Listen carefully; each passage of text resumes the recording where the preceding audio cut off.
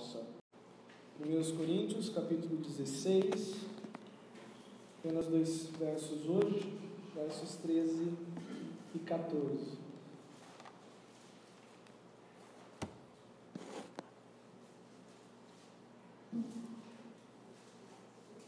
Depois eu vou disponibilizar todos os esboços e todos os áudios, tá? Se você quiser ouvir com calma depois e fazer o estudo, só pedir. Eu vou pôr no site da igreja que eu estou terminando de arrumar, mas vai ter para todo mundo poder acessar depois, tá bom? 1 Coríntios capítulo 16, esses dois textos, 2 versos bem pequenos, bem claros, bem diretos, 13 e 14, diz assim: sede vigilantes, permanecei firmes na fé, portai-vos varonilmente, fortalecei-vos, todos os vossos atos sejam feitos com amor. Vamos orar? Senhor, o nosso rogo para as crianças, também repetimos para nós, adultos, tua graça, o Senhor abrindo o nosso coração, tirando aquilo que impede de saborearmos a tua palavra nesse momento. Como mensageiro, eu sei das minhas limitações e preciso, Senhor, que o Senhor haja nesse momento, a fim de que os ouvidos que aqui estão, os corações que aqui estão, sejam edificados pelo Senhor. É a tua palavra que está diante de nós e só o Senhor, melhor do que qualquer um, para poder lidar com ela. Nós estamos aqui precisando e dependendo do Senhor. Em nome de Jesus. Amém.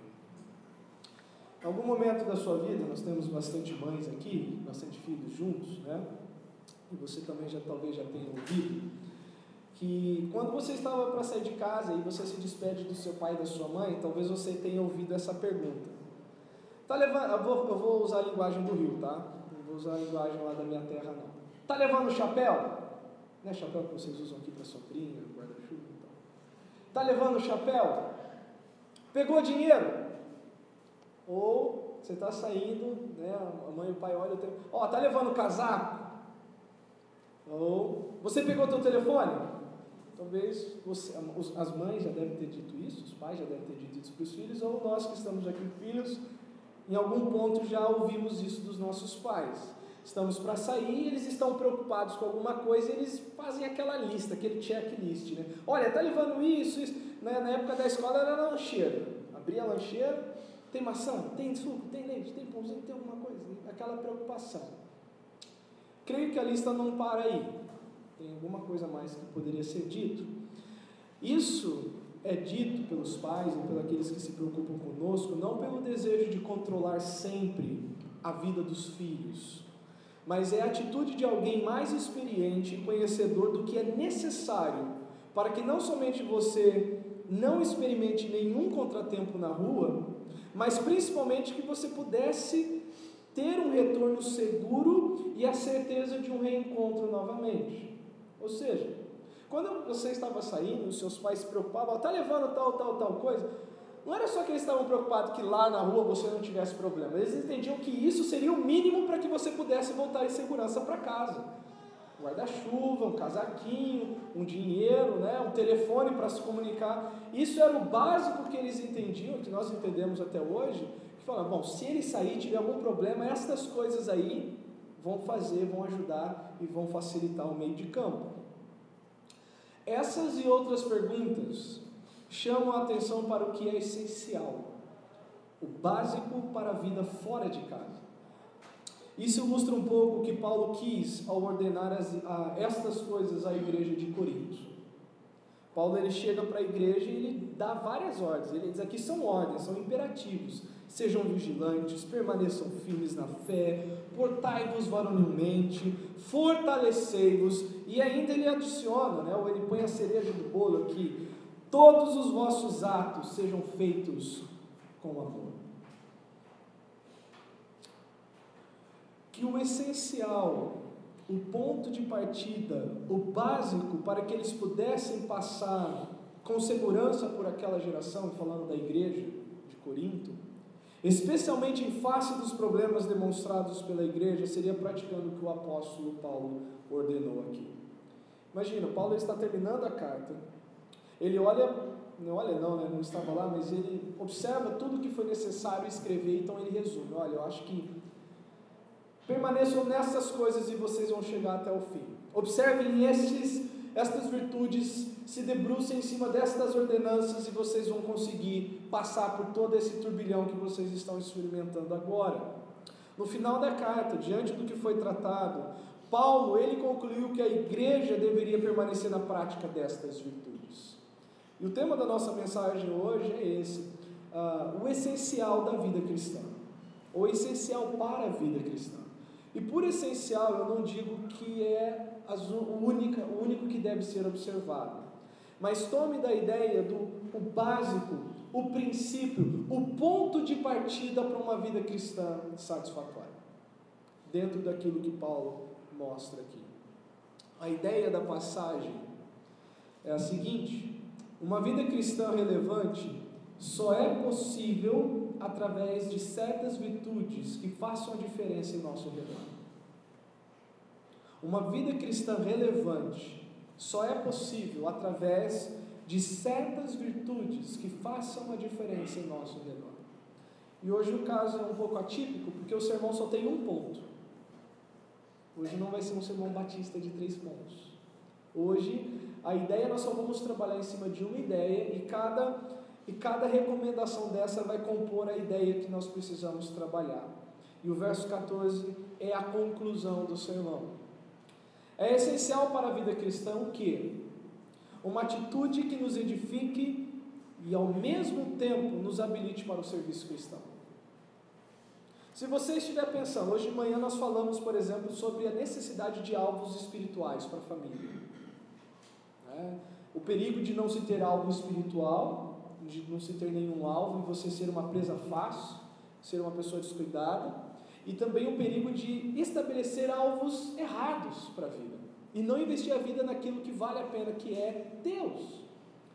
No que nós temos aqui agora, o que é interessante nós nos dedicarmos para que isso nos faça crescer e que também nós sejamos úteis nas mãos de Deus. Paulo tem a resposta aqui nesses versos.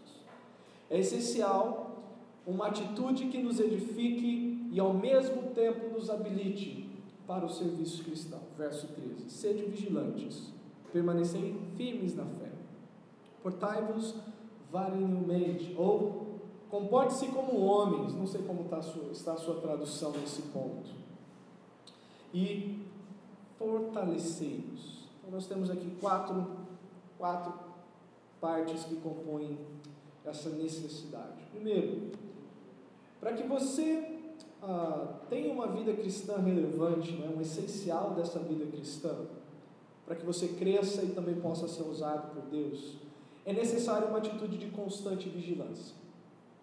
Primeira recomendação do apóstolo Paulo: sede vigilantes. Não é difícil notar que a igreja possuía várias brechas. Eu não quero usar essas recomendações desassociado do que a igreja estava experimentando.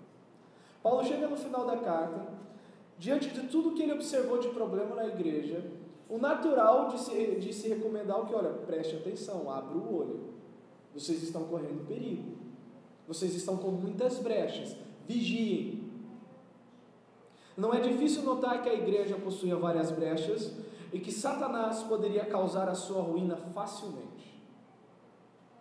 A igreja não estava unida, havia divisão, a igreja não estava se santificando, as pessoas não estavam preocupadas com o pecado nelas e no próximo, a igreja não estava observando corretamente questões sérias da vida cristã, como a ceia do Senhor, eles estavam achando que era só chegar e comer.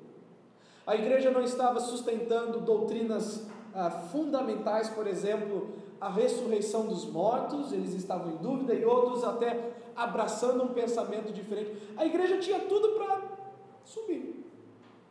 Satanás chega ali, pintar e bordar e literalmente acabar com a vida daquelas pessoas. Inúmeras brechas estavam abertas. E Paulo diz o quê? Vigiem, abra o olho, prestem atenção, fiquem em guarda, não deem bobeira, não comam mosca, né? Pegando um popular mais, uma expressão mais comum da nossa época.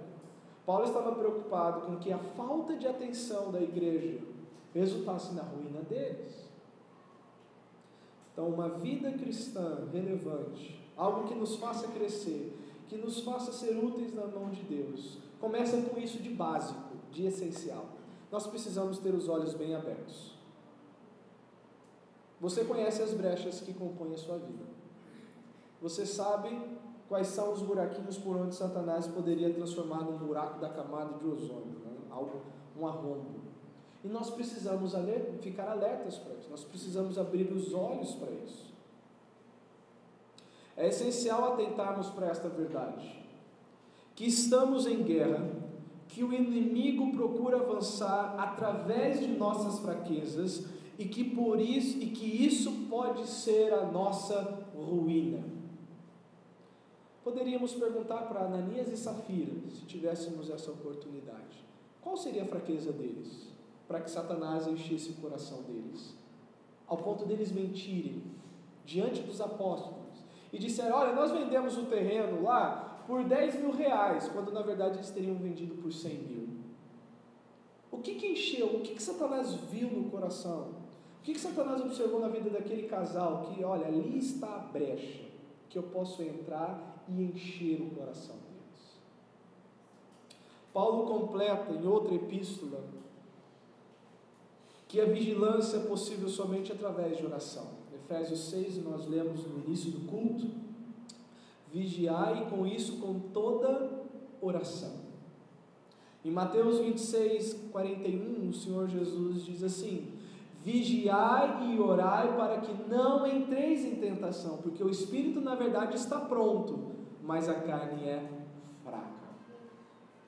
Paulo ele não está somente interessado com que a igreja ou qualquer leitor dessa carta tenha os olhos abertos.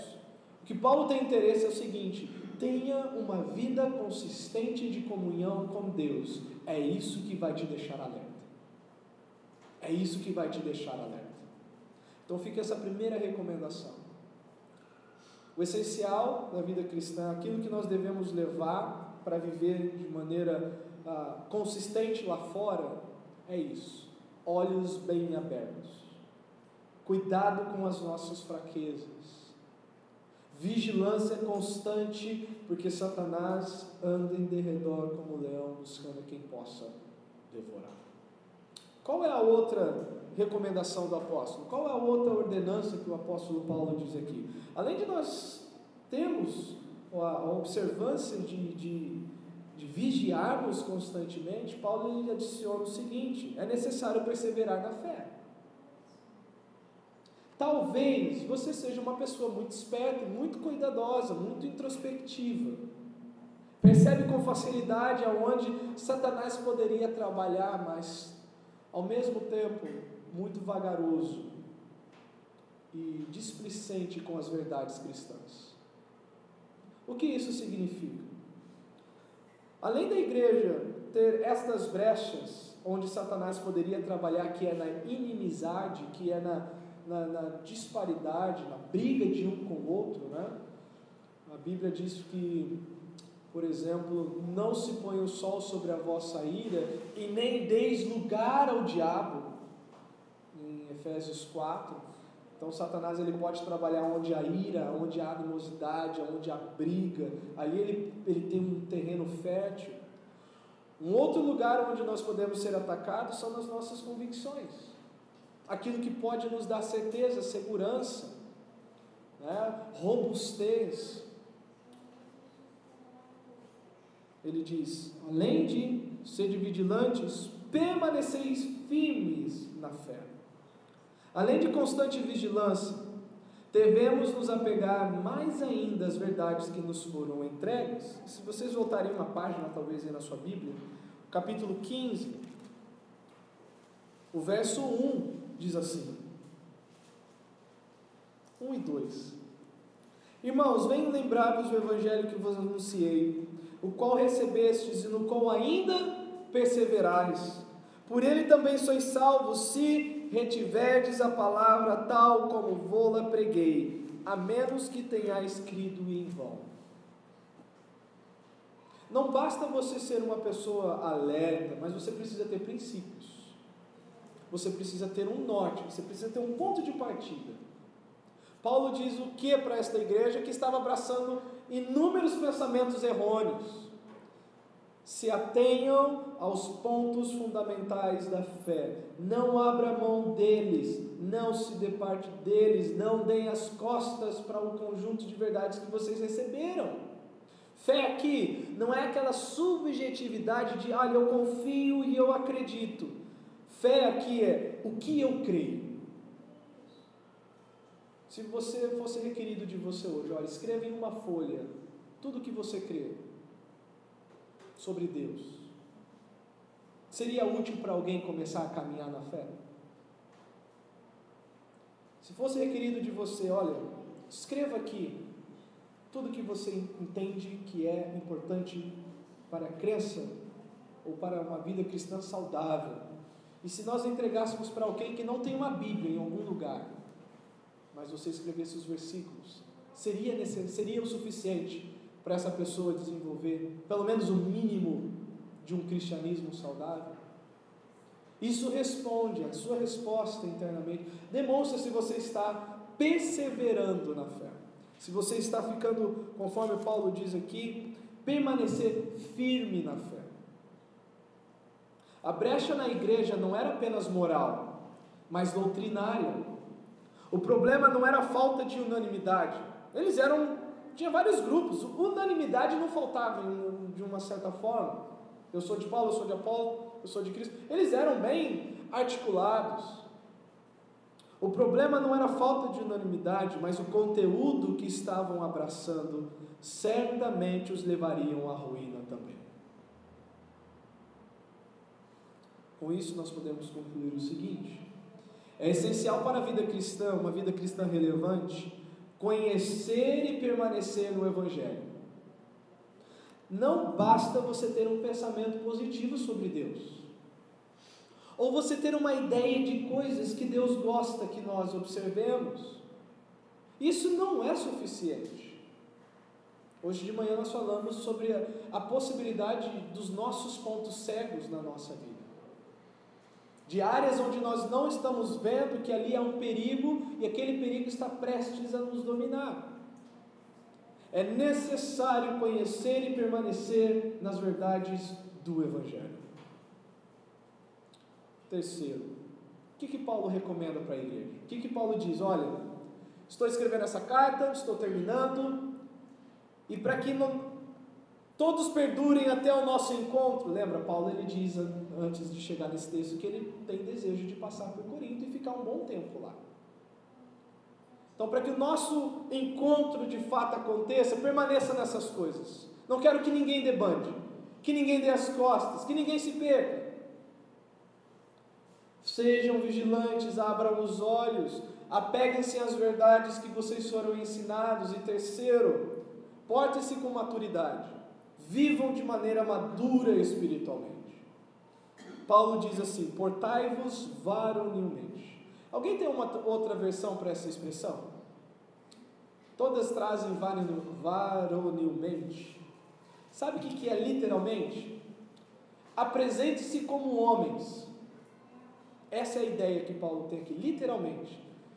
Todos olhem para vocês e vejam homens. Ok, esse é o significado literal da expressão. Mas qual é o sentido, então? Qual é o sentido que nós temos que ver aqui? Essa era uma outra brecha que a igreja tinha: imaturidade. A igreja ela não estava unida naquilo que deveria estar unido, que era o Evangelho. A igreja não estava cuidando da sua santificação, havia práticas imorais no meio da igreja. A igreja ela não estava firme doutrinariamente em alguns pontos, e a igreja era imatura.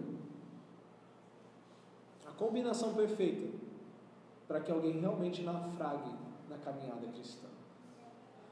Paulo diz literalmente: portem-se como homens, apresentem-se como homens.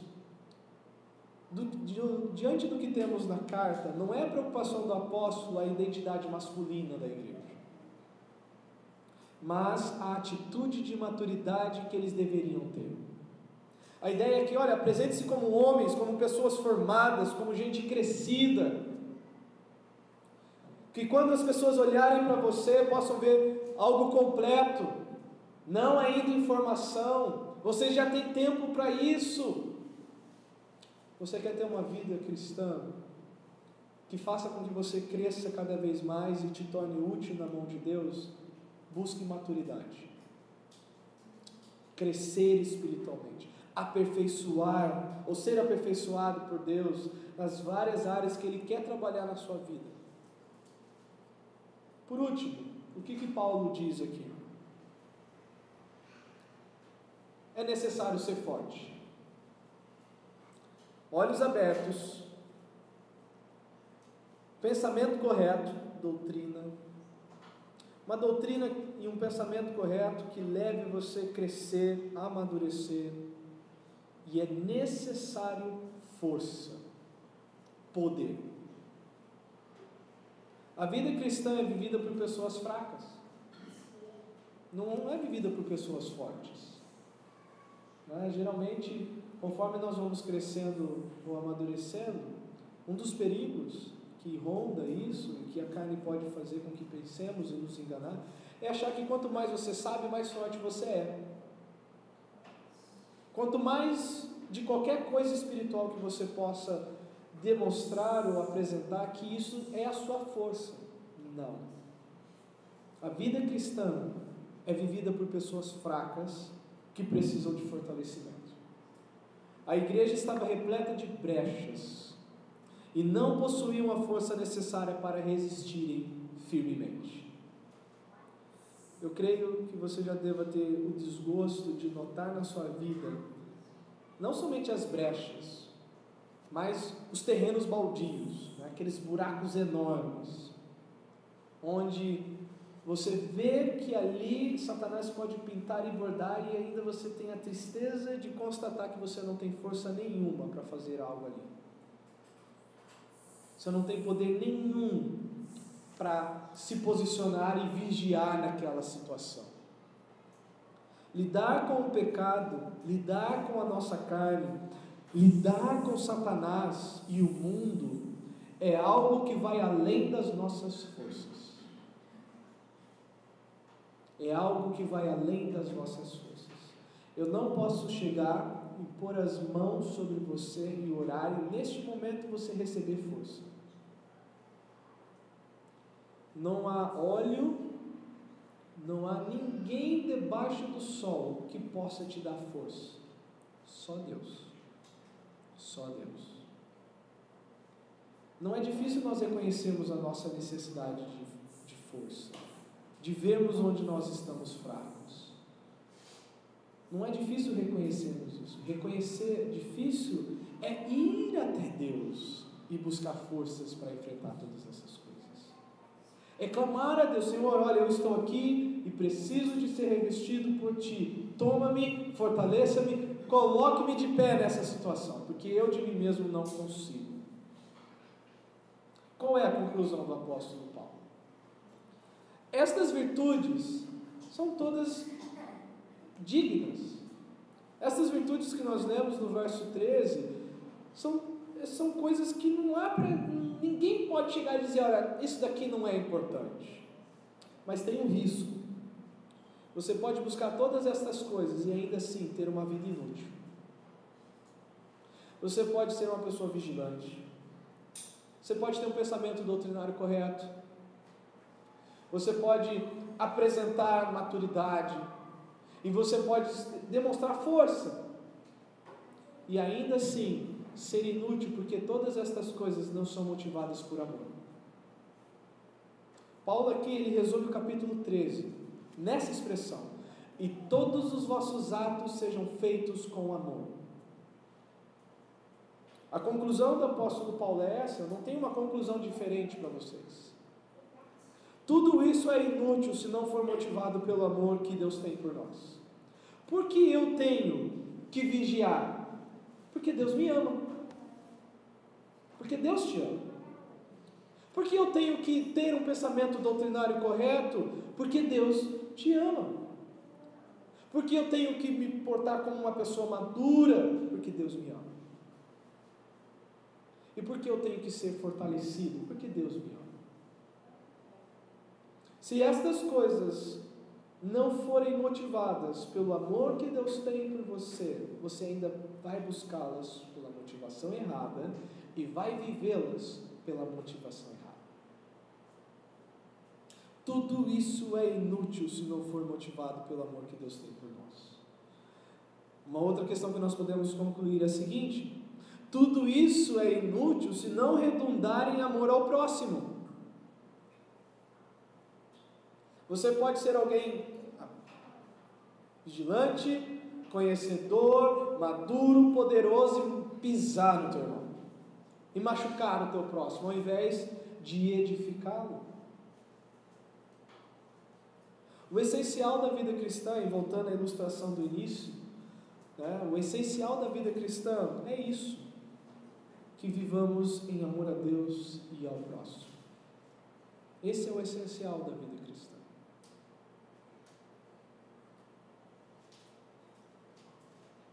Paulo chega ao final dessa carta e ele dá estas recomendações, pois entende que isso manteria a igreja até a sua chegada. Isso pode nos manter até a vinda de Cristo.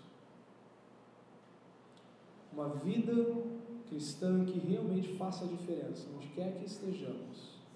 É uma vida onde nós temos uma atitude de vigilância constante, aonde a nossa doutrina é uma doutrina que honra a Deus e que produz o nosso crescimento, que nos leva à maturidade, e é uma vida onde nós de fato experimentamos o poder de Deus para viver para Deus. Pense nisso nessa semana. Vamos orar. Senhor, obrigado pela Tua palavra e por estas recomendações claras, simples e diretas que temos do Senhor para nós. Mais uma vez reconhecemos que sem o Senhor nós não podemos e nós não haveremos de conseguir nada disso. Por isso, Senhor, nos ajude, nos fortaleça, trabalhe em nós, em nome do Senhor Jesus. Amém. Deus abençoe e até a semana que vem, se assim o Senhor